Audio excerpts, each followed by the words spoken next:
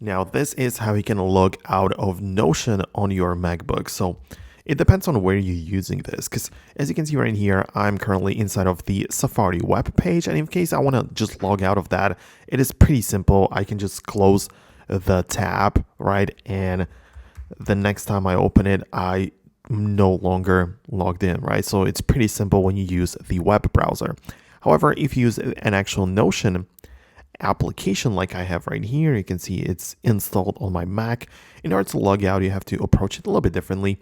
Obviously, you can click on your name right here and you can switch to different account right here. So you can switch to different accounts.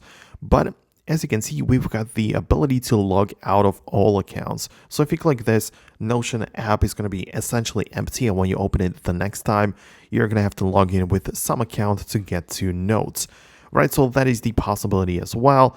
But you can also just log out separately for different accounts. Because if you can see, I've got one account right here. The other one is right there, but both have the 3 dots button right here. So when you click on this, you can just log out of this specific account or this other one. So that's essentially how it works. It's pretty simple. And yeah, you can log in and add another one so you can organize it very well. But yeah, that's essentially how you can manage your account. So that's going to be about it. I'm not going to drag it out any longer than it really needs to be. So that's it.